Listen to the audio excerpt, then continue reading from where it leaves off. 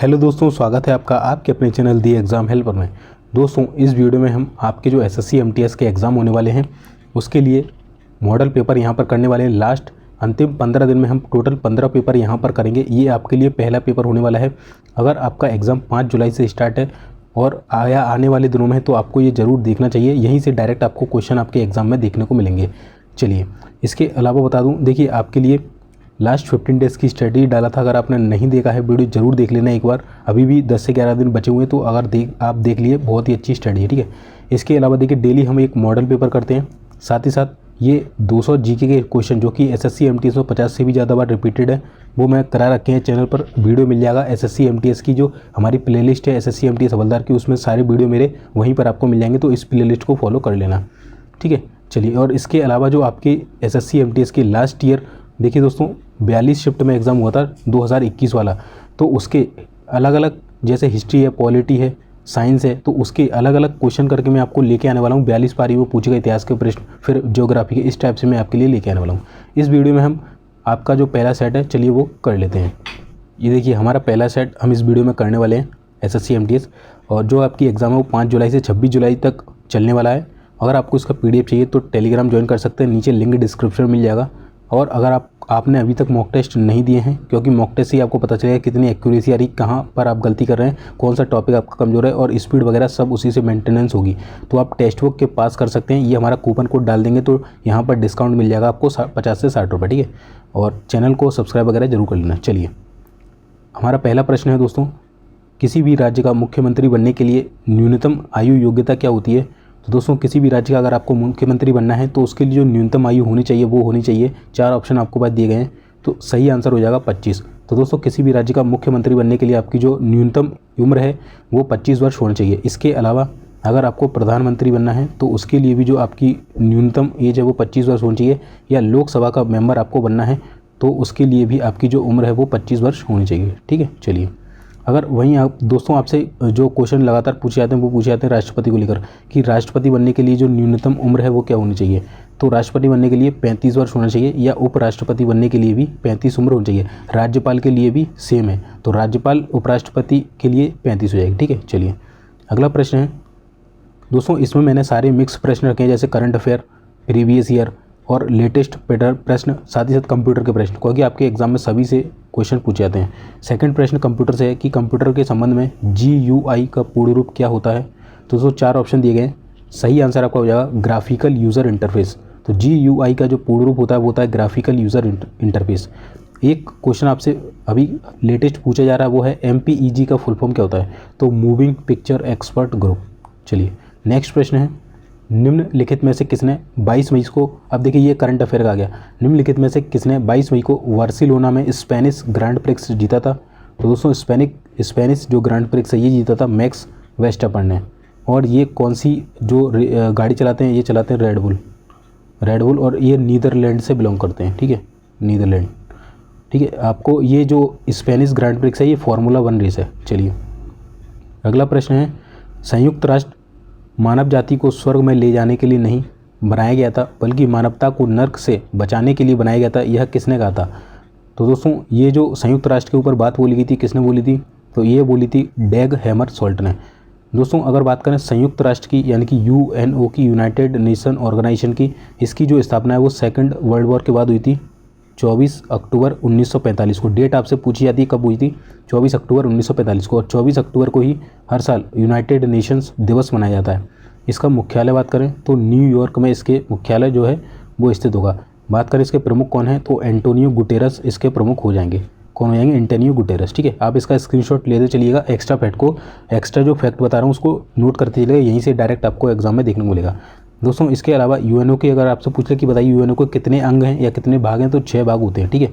चलिए, अगला प्रश्न देख लेते हैं, सरकार का वह अंग जो मुख्य रूप से कार्यान्वयन और जो प्रशासन होता है उसके कार्य को देखता है, तो वो क्या कहलाता है?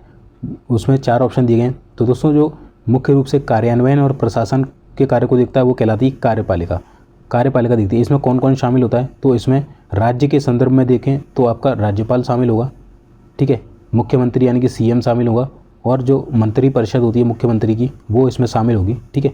आपसे पूछा था बताइए निम्न में से कौन सा कार्यपालिका में शामिल नहीं है, तो ये 3 तो होते हैं, इसके अलावा जो भी होगा वो राइट आंसर हो जाएगा। अगला है बंगाल की खाड़ी में, मोस्ट इंपॉर्टेंट है, बंगाल की खाड़ी के तट पर कोणार्क मंदिर किसने बनवाया था, या मंदिर डैश ने बनवाया था, मतलब ये मंदिर जो है वो कब बनवाया गया था, ये आपसे पूछा गया। तो इसका सही आंसर हो जाएगा 13वीं शताब्दी में इस मंदिर को बनवाया गया था। किसने बनवाया था, तो दोस्तों ये जो मंदिर है ये गंग वंश के राजा ने बनवाया था, गंग वंश के राजा ने, जिनका नाम क्या था, नरसिंह देव फर्स्ट। ठीक है, नाम आपसे पूछा जाता है, वंश पूछा जाता है, सारा याद रखिएगा, नरसिंह देव फर्स्ट ने बनवाया था। ठीक है, और ये कहाँ स्थित है, तो ये पुरी उड़ीसा में स्थित है, पुरी उड़ीसा में स्थित हो जाएगा। ठीक है, किससे रिलेटेड है, भगवान सूर्य से रिलेटेड है। और एक क्वेश्चन में पूछा था बताइए इसको यूनेस्को में कब शामिल किया गया था, तो यूनेस्को में जो दोस्तों इसको जो है 1984 में शामिल किया गया था। कब शामिल किया गया था, 1984 में। ठीक है, तो जितने भी आपके जो इंपॉर्टेंट फैक्ट थे मैंने इसके रिलेटेड बता दिया आपको। ठीक है, अब चलिए अगला देखिए दोस्तों, लास्ट में आपके लिए एक क्वेश्चन रखा है जो कि जैकपॉट क्वेश्चन होगा। ठीक है, उसका आंसर आपको कमेंट बॉक्स में देना है और अगले वीडियो में मैं आपको उसका आंसर बताऊंगा। जो भी सही आंसर देता है उसको हमारी तरफ से कमेंट बॉक्स में कमेंट सेक्शन में स्टार दिया जाएगा। ठीक है, चलिए अगला है दोस्तों प्रश्न, राष्ट्रीय वन नीति किस वर्ष शुरू की गई थी। दोस्तों इस वाले क्वेश्चन को एक और इसको आपसे क्वेश्चन पूछा था, बताइए जो आपका कोणार्क मंदिर है, जो सूर्य कोणार्क मंदिर है, इसको एक अलग नाम से जाना था, वो क्या है, तो इसको ब्लैक पैगोडा के नाम से भी जाना जाता है। ठीक है, ब्लैक पैगोडा। ठीक है, तो ध्यान रखिएगा। चलिए अगला है दोस्तों, राष्ट्रीय वन नीति किस वर्ष शुरू की गई थी। दोस्तों जो राष्ट्रीय वन नीति है ये आपकी 1988 में शुरू की गई थी। कब शुरू की गई थी, 1988। ऐसे ही आपसे 2-3 नीति और वो पूछी जाती हैं, जैसे बताइए पर्यावरण संरक्षण जो नीति है या पर्यावरण जो संरक्षण अधिनियम है ये कब लागू किया गया था, तो पर्यावरण जो संरक्षण अधिनियम है इसे 1986 में। वहीं आपसे पूछ ले कि वन जो संरक्षण अधिनियम है वो उसे कब लागू किया गया था, वन संरक्षण को, तो इसे 1980 में। अगर आपसे पूछ ले वन्य जीव संरक्षण अधिनियम कब आया गया था, वन्य जीव संरक्षण अधिनियम, तो ये आया था 1972 में। ये 3-4 नीति हैं जो आपको याद रखनी है, यहाँ से क्वेश्चन अक्सर पूछा जाता है। अगला है A.R. रहमान, एक सेकंड रुकिए, A.R. रहमान एक भारतीय फिल्म संगीतकार, रिकॉर्ड निर्माता, गायक और गीतकार हैं। उन्हें किस वर्ष ग्रैमी अवार्ड मिला था, तो दोस्तों जो ग्रैमी अवार्ड है ये संगीत के क्षेत्र में दिया जाता है, सबसे बड़ा अवार्ड है। तो A.R. रहमान ये भारतीय हैं, इन्हें कब मिला था ये, तो इन्हें ये मिला था सन 2010 में। सन 2010 में इनको ये ग्रैमी अवार्ड मिला था। इसके अलावा सन 2010 में ही इन्हें एक और अवार्ड मिला था, वो मिला था आपको पद्म भूषण। कौन सा मिला था, पद्म भूषण, जो कि भारत का तीसरा सबसे सर्वोच्च सम्मान है। और दोस्तों इससे पहले ठीक एक साल पहले 2009 में इन्हें ऑस्कर अवार्ड मिला था। ठीक है, ऑस्कर अवार्ड प्लस पद्मश्री मिला था। क्या मिला था, पद्मश्री। तो आपसे पूछा जाएगा। ठीक है, काफ़ी एग्जाम में रिपीटेड क्वेश्चन है दोस्तों। ठीक है, चलिए अभी एक हाल ही में SSC CHSL जो आपका 2022 का एग्जाम हुआ है उसमें ग्रैमी अवार्ड से रिलेटेड एक क्वेश्चन पूछा गया। बताइए पहले फर्स्ट भारतीय कौन थे जिन्हें ग्रैमी अवार्ड मिला था, तो वो थे पंडित रविशंकर। ठीक है, पंडित रविशंकर। चलिए अगला प्रश्न है, आकाशगंगा के निकटतम सर्पिल आकाशगंगा कौन सी है, तो हमारी जो आकाशगंगा है जिसका नाम है मिल्की वे, क्या है, मिल्की वे या दुग्ध मेखला बोलते हैं इसे, तो उसके एक निकटतम आकाशगंगा स्थित है, उसका नाम क्या है, तो उसका नाम है एंड्रोमेडा। क्या है, एंड्रोमेडा। चलिए अगला है दोस्तों, पहला अंग्रेजी कारखाना हुगली नदी के तट पर डैश में स्थापित किया गया था। तो दोस्तों जो पहला अंग्रेजी कारखाना है ये हुगली नदी के तट पर सन 1651 में स्थापित किया गया था। कब स्थापित किया गया था दोस्तों, सन 1651 में इसे स्थापित किया गया था।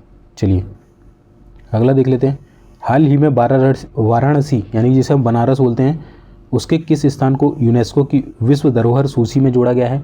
तो दोस्तों अभी हाल ही में जो वाराणसी के जो गंगा के तट हैं, गंगा के घाट जो जैसे बोल रहे हैं हम, उसको यूनेस्को की विश्व धरोहर की सूची में शामिल किया गया है। और दोस्तों बता दूँ यूनेस्को से रिलेटेड आपसे क्वेश्चन पूछा था कि इसका मुख्यालय कहाँ है, तो पेरिस फ्रांस में हो जाएगा। ठीक है, पेरिस फ्रांस में। और इसकी स्थापना कब हुई थी, 1945 में।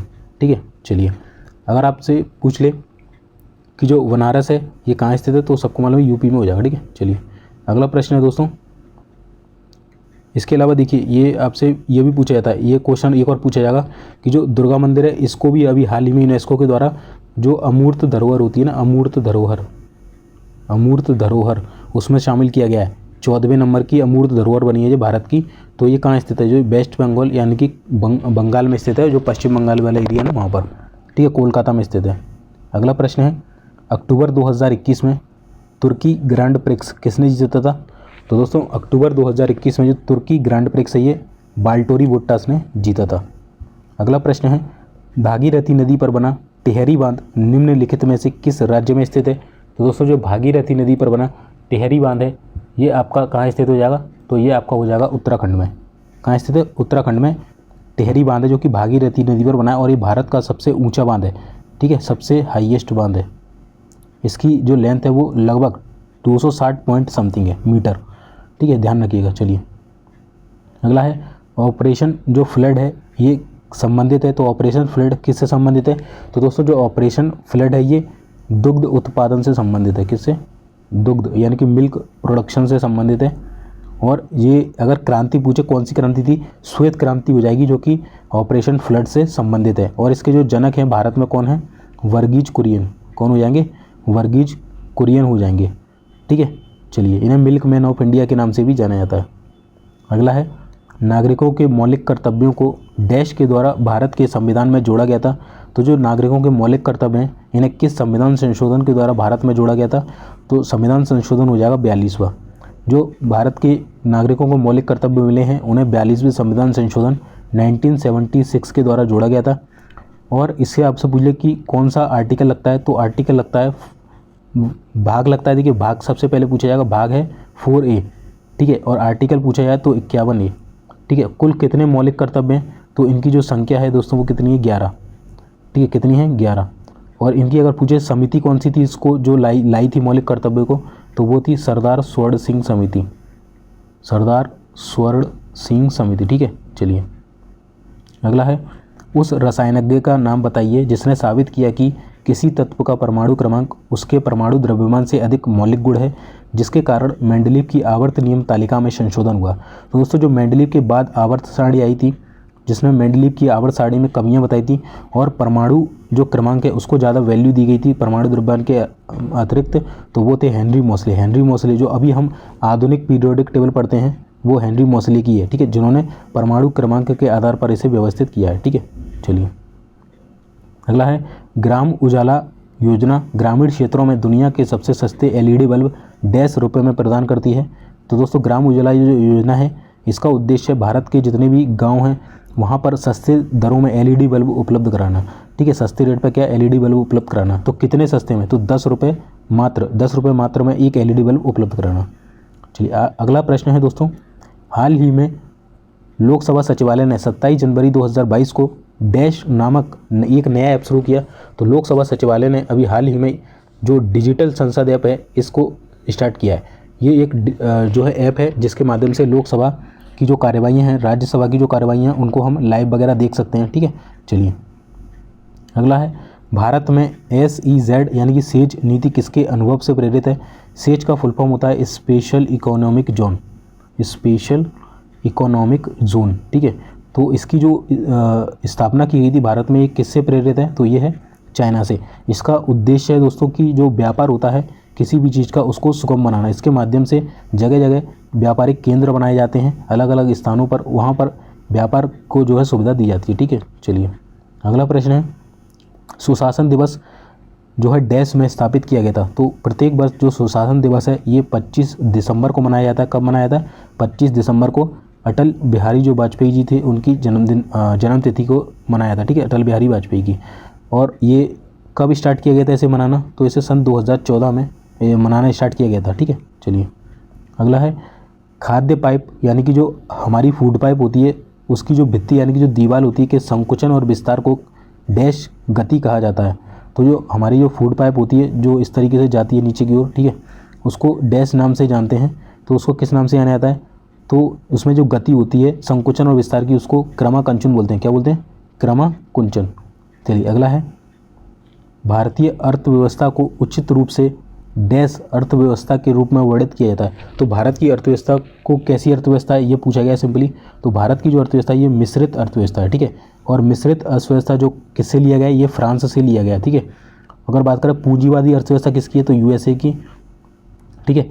इसके बाद पारंपरिक छोड़ दिए, ये समाजवादी पूछ ले, यूएसए और रशिया की है पूंजीवादी, और समाजवादी है चाइना की। ठीक है, चलिए अगला है, बिहार के चंपारण में वर्ष डैश में महात्मा गांधी जी के द्वारा सत्याग्रह किया गया था। तो कब महात्मा गांधी जी के द्वारा बिहार के चंपारण में सत्याग्रह किया गया था, जो कि महात्मा गांधी जी का फर्स्ट आंदोलन था भारत में। तो ये कौन सा था, तो ये था 1917 वाला। 1917 में बिहार के चंपारण में ये आंदोलन हुआ था। किस लिए हुआ था, नील की खेती के विरोध में। ठीक है, नील खेती के विरोध में हुआ था। चलिए, और इसके अलावा 5 मार्च 1931 को लॉर्ड इरविन समझौता होता है महात्मा गांधी और इरविन के बीच में। ठीक है, ध्यान रखिएगा। अगला है, वैज्ञानिकों ने एड्स फैलाने वाले विषाणु की खोज किस वर्ष में की थी। तो जो वैज्ञानिक है उन्होंने एड्स फैलाने वाले जो विषाणु है, जो कौन सा विषाणु है, HIV ह्यूमन इम्यूनो वायरस, इसकी खोज कब की गई थी, 1983 में की गई थी। एड्स की फुल फॉर्म पूछी जाती है आपसे, क्या होती है, एक्वायर्ड इम्यूनो डेफिशिएंसी सिंड्रोम। ठीक है, चलिए अगला प्रश्न है, 1912 में जब सिविल सेवा, ये सेवा हुआ, सिविल सेवा पर रॉयल कमीशन का गठन किया गया, तब वायसराय कौन थे। तो 1912 में भारत के वायसराय कौन थे जब सिविल सेवा पर रॉयल कमीशन गठन हुआ, तो उस समय जो वायसराय थे वो थे लॉर्ड हॉर्डिंग। कौन थे, लॉर्ड हॉर्डिंग हो जाएंगे। इसमें देखिए 3-4 ऑप्शन लिखे हुए हैं, चलिए आपको बताता हूँ। तो लॉर्ड इरविन, सबसे महत्वपूर्ण फैक्ट जो पूछा जाता है वो पूछा जाता है 5 मार्च 1931, ये डेट पूछी जाती है डायरेक्ट, पूरी डेट याद रखना कि बताइए गांधी इरविन समझौता कब हुआ था, गांधी इरविन। ठीक है, तो ये कब हुआ था, गांधी इरविन 5 मार्च 1931। ठीक है, लॉर्ड इरविन से रिलेटेड है। लॉर्ड डफरिन की बात करें तो इसके समय सन 1885, कब, 1885 में किसकी, भारतीय राष्ट्रीय कांग्रेस की स्थापना हुई थी, यानी कि जो हमारी कांग्रेस पार्टी है उसकी स्थापना हुई थी। ठीक है, भारतीय राष्ट्रीय कांग्रेस की स्थापना हुई थी। और इसके अलावा जो लॉर्ड कर्जन है, इसके समय बंगाल का विभाजन हुआ था 1905 में, बंगाल विभाजन इसी के समय हुआ था। पूछा जाता बंगाल विभाजन किस के समय हुआ था, तो इसके समय हुआ था 1905 में। ठीक है, चलिए, और दोस्तों अगला जो आपके लिए सवाल है, सवाल से पहले बता दूं, देखिए वीडियो अच्छा लगा हो वीडियो को लाइक कर देना। ठीक है, थैंक्स फॉर वॉचिंग, वीडियो देखने के लिए आपका धन्यवाद। और PDF चाहिए तो हमारे चैनल द एग्जाम हेल्पर पर ले सकते हैं, नीचे लिंक डिस्क्रिप्शन में, टेलीग्राम की ये भी लिंक है। और टेक्स्ट बुक पास मैंने बताया था वाई करना है तो ये कूपन कोड डाल देंगे, ये हमारी लिंक है, ये भी नीचे मिल जाएगी टेक्स्ट बुक की, डायरेक्ट आप ऐप डाउनलोड कर लीजिएगा। और चैनल पर नए हैं सब्सक्राइब कर लेना, वीडियो अच्छा लगा लाइक कर देना, शेयर कर देना दोस्तों के साथ, मिनिमम 3 दोस्तों को शेयर करना। ठीक है, और कोई अगर पर्सनल डाउट है तो इंस्टा पर पूछ सकते हैं। ये है आपका सवाल जिसका आपको आंसर कमेंट बॉक्स में देना है और उसको मेरी तरफ से स्टार्ट दिया जाएगा। तो बताइए राष्ट्रीय पराक्रम दिवस कब मनाया जाता है, इसका मैं कल आपको नेक्स्ट वीडियो जब आएगा तो उसमें आंसर दूंगा। और इनसे रिलेटेड चारों ऑप्शन बहुत ही शानदार हैं, इनसे रिलेटेड फैक्ट भी मैं बताऊंगा। कहीं ना कहीं इनसे हर बार पेपर में प्रश्न देखने को मिलता है। तो वीडियो अच्छा लगा लाइक कर देना, बाकी मिलते हैं फिर नेक्स्ट वीडियो में, तब तक के लिए जय हिंद जय भारत।